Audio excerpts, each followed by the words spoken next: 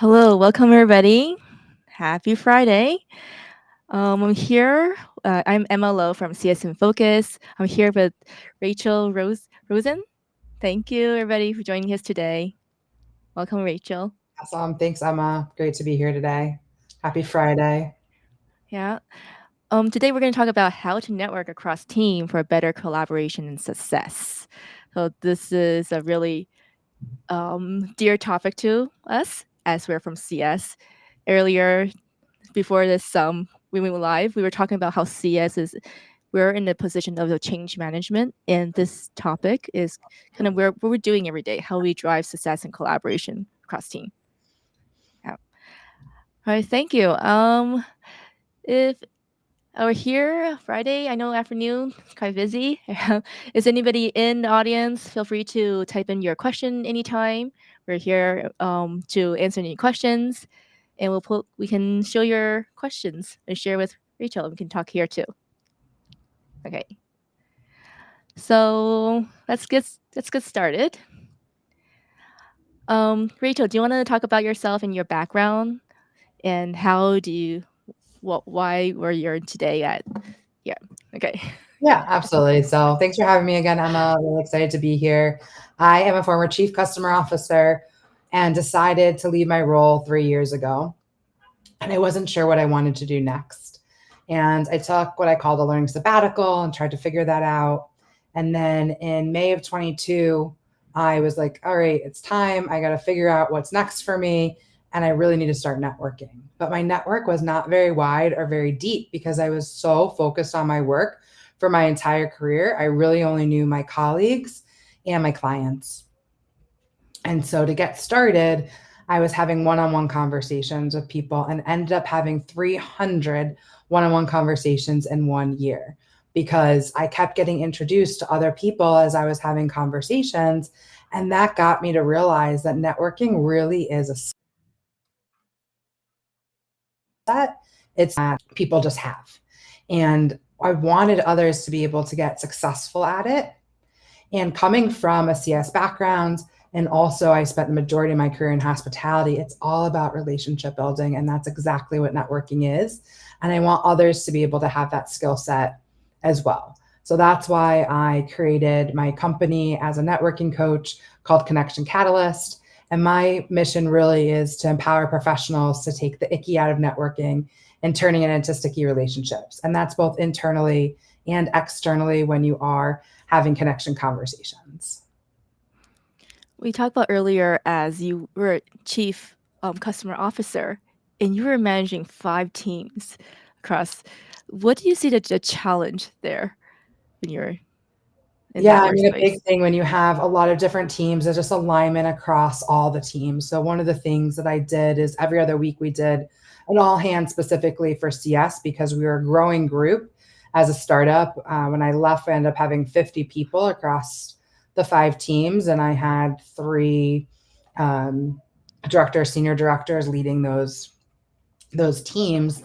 And so it was really important that we are all aligned, but also that we got to know each other because we are working on different things, but they're also very similar and we need each other to help each other out. So besides for the all hands, we also did every Friday a virtual happy hour because we were a virtual team globally, and we did fun different activities. So we one of the things that we did is have, because people are from all over the world, we had everybody create a slide of their favorite food from wherever they came from, and then we presented that to each person. So it was so cool because we learned so much information about everyone across those teams. And sometimes we'd invite other teams to join us just to get to know each other because it really is about when you know someone on a personal level, it goes so much farther in the business world too.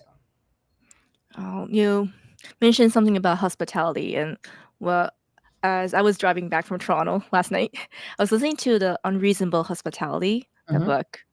And one quote that struck me was surface is black and white, but hospitality is when you're adding colors to it and how you make people feel. And Absolutely. that's yeah, I think that's a special, I would say, quality with all the people I met in hospitality, as they're always driving how to add color and how people feel the guest experience that we're going to provide.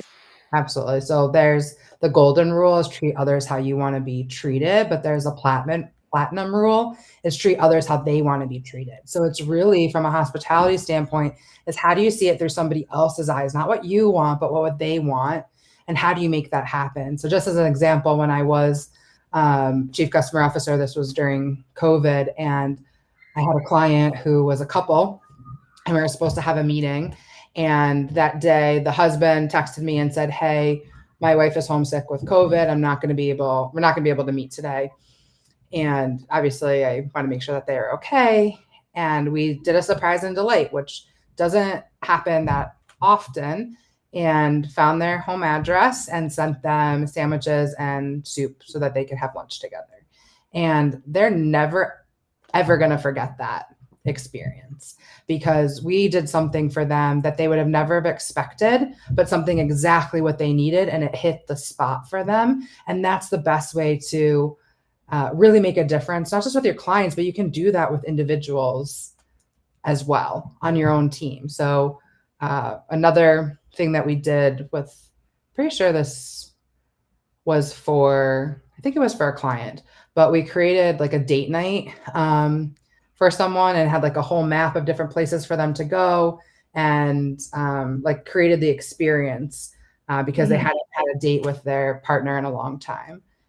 And that was just like a cool thing to do. So what is something that somebody needs that you can like do for them that they would have never thought of? Um, One more example that I just remembered too, for our VP of engineering, he loved spending time with his kids, but there are moments when he didn't get to spend time, and it was summertime. And so we got them a whole bunch of like water fun toys so that they could, because he had younger kids, so that they could spend time together with water toys in the summer. So there's lots of things that you can do to surprise and delight and really make that difference.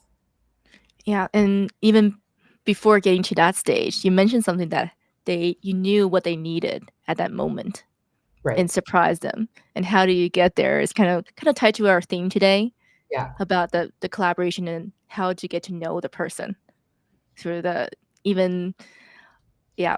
So you mentioned about the workplace. You mentioned like there's a date night or the happy hours you have Mhm. w- with a lot of workplace today are asked there we have people like working in office, remote, hybrid. Where do you see the shifts that's happening in um, especially working global teams or hybrid teams? Would you see these like change impacting the way of teamwork together? Yeah, I think, it's really interesting because we've now been remote/hybrid for the last 4 or 5, it's almost 5 years, right? We're going into 2025, which is crazy. And there's many people that have never actually been in office before. They either Yeah. don't know their team, this is a second or third company that they've been at, that they just don't know people. And so to go remote, maybe, or to go in person is going to be a whole new experience for people. It's very positive in a lot of ways because when you are in person with someone, you really get to glean that energy off of them, which a lot of people don't emote that energy when they are virtual. So Yeah. that's one thing.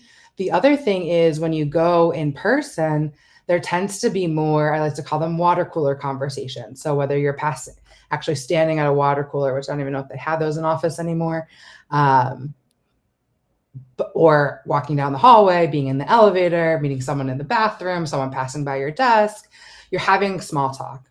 And Mhm. small talk actually goes a long way because that's when you start to learn things about people they don't realize.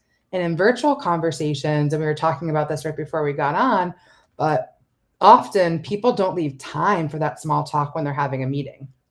So let's just say it's a meeting of 10 people and it's an hour long meeting. You normally start the moment the meeting is, so say it's at 3 p.m. You start at 3 p.m. and you end at 3:59 or 4 p.m., but you leave no time for conversating. It's just agenda for a straight 1 hour. And so I always recommend, if you can, have that time to have conversation. Don't stop it. Allow people to get to know each other. Talk about what you did for the weekend. What do you, if it's Monday, or what you're doing at the end of the weekend, or have a icebreaker-ish conversation. That's not ice, doesn't have to be an icebreaker type of thing, but how can you learn more about somebody? And there's lots of different questions that you can ask people that doesn't sound To script. scripted exactly. So It's what more about like just learning about them. It could be as simple as like something that's in their background. That's why I'm always a big proponent when, not everybody has great backgrounds in their background. That's okay. But even if you have a virtual background, asking them about the virtual background or complimenting their glasses or their shirt for the day could be literally anything you can talk about. I okay, what's your favorite icebreaker question? My favorite icebreaker question. Oh, that's a good one. Well, what I generally like to do is see what the holiday of the day is, because there's always like a holiday of the day, and then ask around that. Like, I don't know what it is. Oh no, I did look it up. Today's like Black Friday? Just national. kidding. No, I don't know what it. Actually, I don't know what it is today. I was looking at it earlier, but um, sometimes it's like National Popsicle Day or whatever. So, what's your favorite popsicle flavor? But it's kind of fun to like see what that national day is, because there's normally a food related one, and that's a good icebreaker. I mean, are you a tea or a coffee drinker? I'm a tea drinker. Well, Oh, really okay. water. I don't drink any caffeine. Okay. Yeah. Another good one that we used to do at one of the companies that I worked at, the icebreaker question everywhere that we went was chicken wing related. So, do you like drums or flats? And then the next question from there is, do you like uh, Spice. blue cheese or ranch?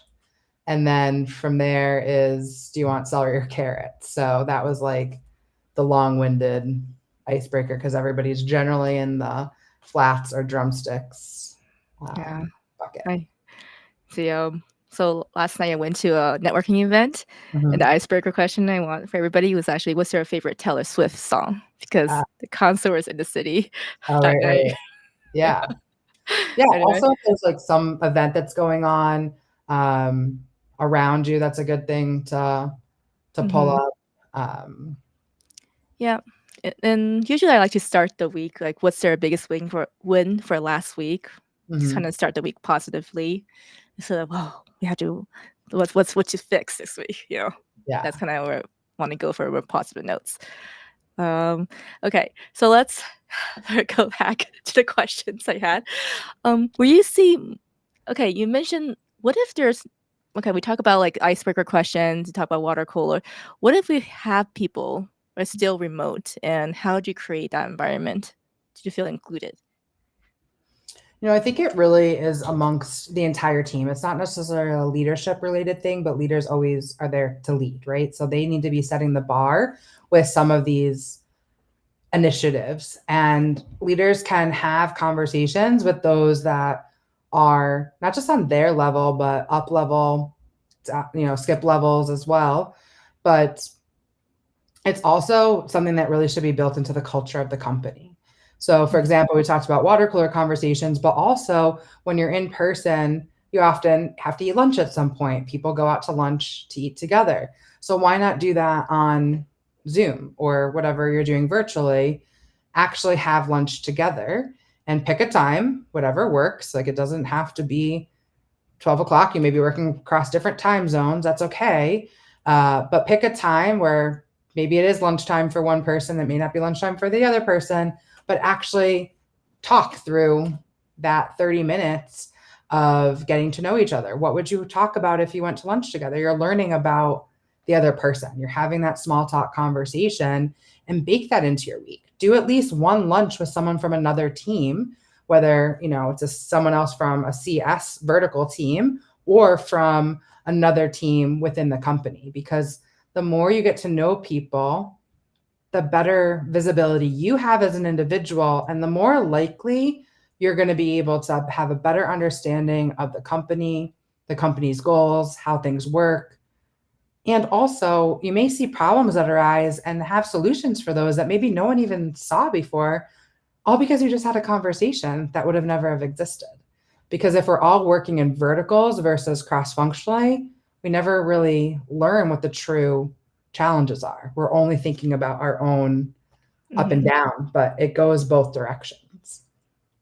Really taking on a lunch break with somebody. Yeah. There's another one I heard is the Zoom CEO of Zoom. He actually likes to do walking meetings, so he just turn off the Yeah. computer, and just put on AirPods and walk with a person. They Yep, do walks together, virtually or together if they're absolutely. in person. Yeah.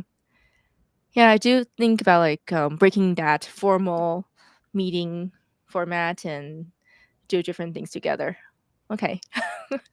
Yeah, one person that I used to report to, our one-on-ones are always walking one-on-ones. So I was living in New York City, but so it's easy to walk around or go to different parks, and we would just leave our office and go for a walk or sit on the park bench, like just to get out of the space that you're in can often help that conversation as well, because it can feel very constricting when you're in the same space all the time or uncomfortable. Yeah, lots of Zoom meetings, so we have Zoom fatigue Exactly. already. Yeah. Like how many boards we have created together. So, how would you recommend? Like, how can teams network without adding more fatigue? What's kind Yeah. of I mean, I would definitely just look at what meetings you already have, what's already on the schedule. How can you change or edit how you're doing it? I think you had mentioned already, but there's often meeting fatigue, right? Does it Mhm. need to be a meeting about this, or can it be used in another way? Can you repurpose different things that are already existing to allow the ability for there to be other conversations that are happening, and or bake it in? Like I had mentioned, we had done happy hours on Friday. It gave people the opportunity to connect and talk about whatever they wanted to talk about. It doesn't always have to be work related conversations either. It can be fun conversations that you're talking about, but allow yourself to have that time, because so many people are so focused on their job and they say, okay, when I go home, I don't want to think about it. And there's no reason to per se, but while you're there, get to know the people that you are working alongside, because it is going to help you and them go a lot farther. yeah, that's very true. We okay, back in we were in Austin like last month, Yep. right? Yeah. Actually Rachel presented a really interesting framework, the 3 I's. Yeah. And do you want to share with the audience like what it is about? Like how do we implement that into our workplace? Yeah, absolutely. So the three I's is a framework. When you think about, often with networking, people say you need to give to get. And they're like, I Yeah. don't know what I'm going to give. I don't know what I'm going to get. And when you use this framework, it allows you to just put some things in perspective. So as you're listening to the conversation that you're having, you want to think about these three things. And it goes in both directions. So the first I is an introduction. Can I introduce this person to someone else that's going to help them? Or can they introduce me to somebody else? Because oftentimes we are not thinking about how I can help this person through somebody else. It could be as simple as just making that introduction that goes so much farther on either side. The second I is information. Can I provide a resource, a book, a podcast, or maybe it's just advice that I can provide that person, or I can ask them for as well? And the third I is an invitation. Can I invite them somewhere?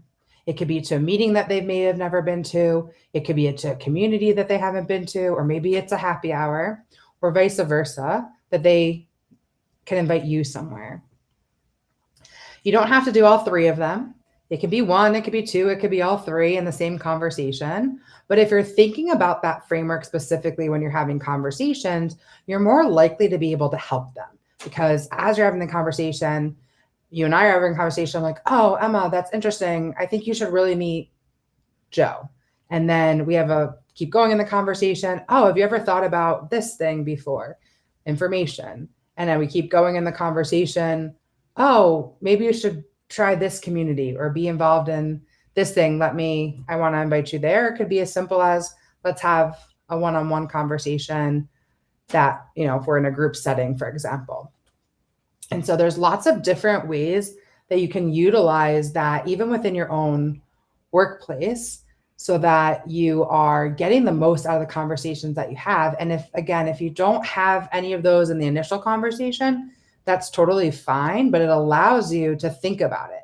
So if you and I are having a conversation and I don't have anything in the moment, but then I remember that you really wanted to learn about something, and I see I see an article about that. I'm going to send that to you. Or you really wanted to meet X person, but I don't know them, but I know somebody else that might know them. Maybe I can make that introduction for you after the fact. There's lots of different ways that allow for follow up post conversation, which that's where people really tend to falter too, is how do I follow up after the conversation? And this allows you to be able to really think through different ways that could potentially be follow up. Yeah. And I think no matter your workplace or you're just outside networking, you're there to build a relationship. Absolutely. And then no matter, yeah. So the three I's really remind me information, right? Invitation and Invitation, introduction. induction. Yeah. Or I okay. I have to ask this. I know there's lots of AI tools out there, and there's like AI SDRs, AI this, AI that. Where do you see this tool, like digital tools, can help us transform the way we work, and how does it add on to anything we just talked about, the three I's and so on? What do you think? Like AI from a networking standpoint. Yeah, there's I think one thing that is helpful, and I use it a lot, is just my communication with others, especially when I'm sending emails or DMs. I always like to put things in, not every single time, but I often will put things into ChatGPT, for example, and say, how does this sound? Like, if you're to read this, how do you feel reading this? Because a lot of what we do is communication based. And that is, I think, important to make sure that we're coming across as authentically and genuinely you in your correspondence. So that's one thing. Another way, I know there's a lot of different AI tools that are coming out from a connection perspective, like connecting to LinkedIn to then be able to track your follow-ups a little bit better, or and there's other tools that are happening in that mm-hmm. sense, so that you can ensure that those connections are happening and can connect to different social tools too. I also see the potential of AI just helping you be a little bit more strategic on who you're connecting with, like based upon what you're looking for. Like, what are your goals? Like, how can we find the right potential connections? Yeah, and I think you mentioned about making sure it's actually coming from you. Yeah. These are just tools to assist you to find maybe the right person if you're doing outreach, but also make sure that use AI to follow up as well. I love the note takers. They create a great points and follow up, but making sure you review those follow ups and actually follow through. I think Yeah. that's what Actually, comes it down comes to. from you. I mean, one of the things that I would say is a networking no-no that literally Mm. drives me up a wall is when someone has an automatic thank you note. Oh, Uh, okay. that drives me nuts because there's no you in that. You're sending the same thing to everybody. So you're not even pulling in anything from the conversation. There's no personalization to that thank you. You can have a template, and I'm 100% on board with templates for everything, but it shouldn't take you more than 5 minutes to send that thank you note from a template with detail around the conversation. Mm-hmm. And do that, because it really makes a difference. You sound genuinely you. You don't sound like a robot when you send it. So there can be robotic AI type things, but there can also be AI that then helps you to get that out there. I mean, I once had a conversation with somebody. I got an automatic thank you. And on this, the title of the conversation I booked on their Calendly was networking conversation. In the automatic thank you, they asked me to do a Google review on them. This was a networking conversation. I did not use their services. I was not planning on using their services. And to ask someone for a Google review after a networking conversation, I was in complete shock. Oh wow. Yeah. This Yeah. is like actually a couple of weeks ago, Gartner asked me this question. What do you think of personalization in CS? Like, how far are we going with this? Like, is it real personalization? Or, yeah, I think it's really true. Like, I think AI is good as the data goes, but also that network with Google review, definitely not not right. Yeah. Absolutely. Yeah. Yeah. So okay. Sorry. What did you say from a personalization standpoint? Yeah. So what do you think of personalization with AI? Do you think we're there yet? I mean, I think to your point, it's really about how much you prompt it, right? Like, what is the prompts that you're putting into the output that you're going to get? And I personally use it in a way to personalize it to me. And I've gotten ChatGPT down to the point where it like really knows me, but I've been using it for 2 years now. So like it gets easier and easier because I don't have to give as much detailed prompts because it already knows what I want it to sound, act, or be like. And it has all the data from all the conversations that we've had. So I think a lot of it is going to be training of how you want it to come across too. Yeah. And also, I believe it's Google are cracking down on the AI outreach or something. This is a possible spam. If it's Mm, thinking the first 8 words, I hope this finds you well. I yeah, definitely would delete right there. yeah, Yeah. that's interesting. Yeah. Something from your talk, actually, from the Women's Summit, is Yeah, that you actually have a notebook out and jot down what you just talk about and have those notes ready. Like, that's a real personalization to me, not just by AI tool. Yeah. yeah. So one of the things that I work with individuals and when I do workshops as well with teams is teaching them how to take good notes because that's the detail that you're going to need to then be able to do that follow up. And CS is not conversations with clients and CS is not that much different than having a networking conversation with someone. And it's not that I have the notes open and I'm just constantly jotting everything down as we're going, but it allows me to, if we're having a conversation, I already have the page ready to go. So I may say, Emma, do you mind if I just jot that down? I don't want to forget it.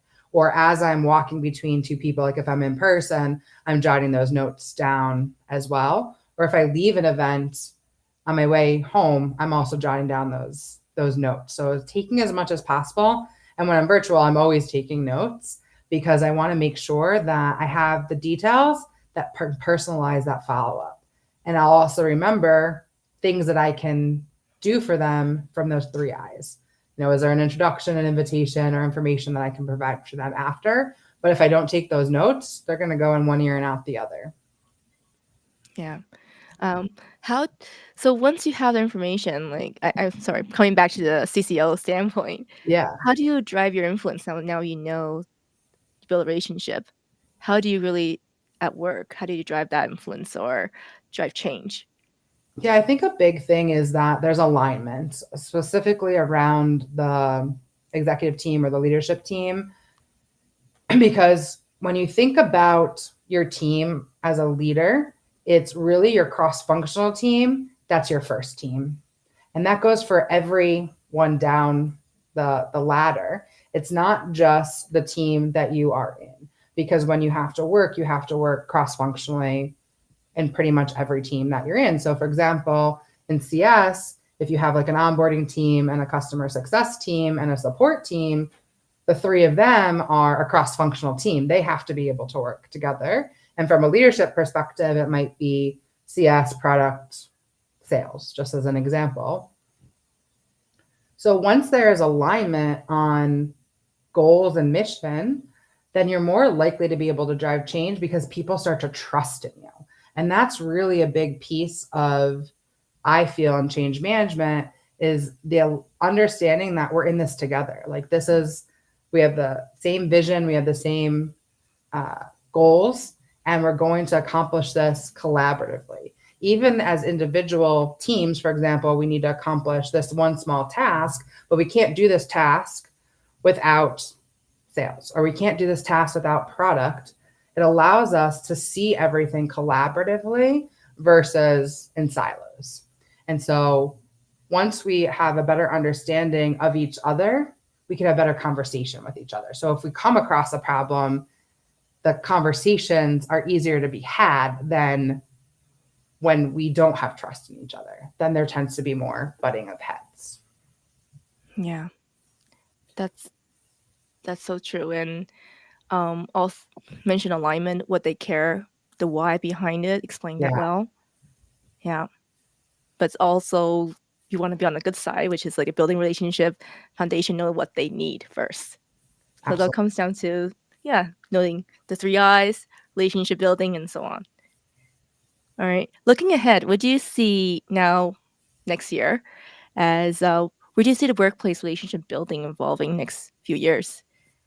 I think a big thing we mentioned at the very beginning, but people are going back into the office. So it's really important for teams and companies to really start to think about how they can build more collaboration with those in person. And what is that going to look like? And it doesn't mean that it's a team happy hour. It means that we're having more conversations, so getting to know people within our work environment that allows for that type of collaboration to occur.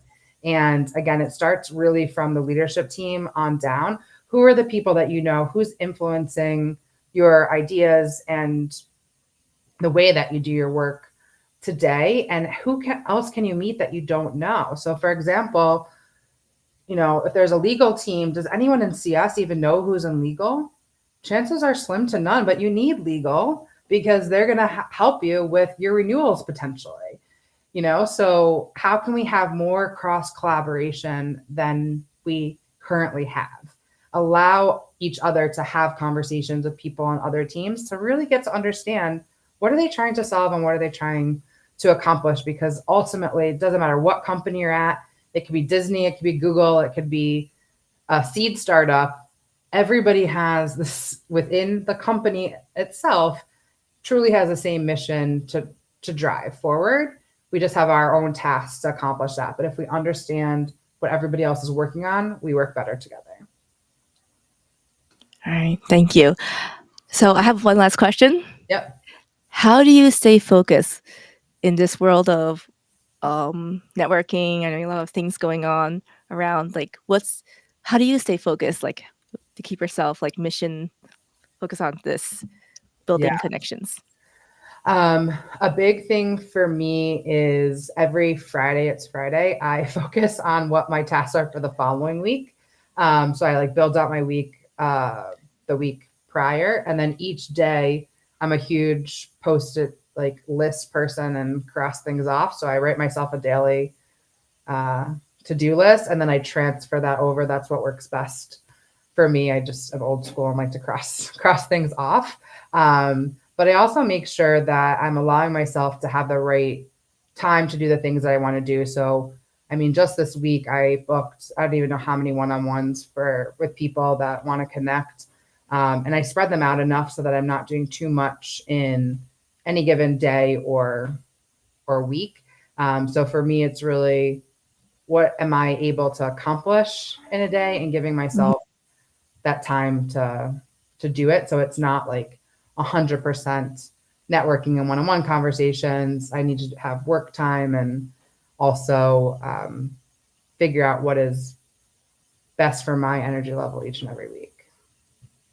I'm still very impressed. You did 300 one-on-ones in a year. Like, how do you even do that? Yeah. Yeah, it was a lot. I counted so far this year. It's probably more than that, but it's at least 150 so far this year. But I'm sure it's more. It was just like a quick count the other day. Wow. Well, if anybody wants to reach you, what's the best way? Best way is on LinkedIn. So just shoot me a DM on LinkedIn, connect with me on LinkedIn. And you can always check out my website, connectioncatalyst.me. Yeah.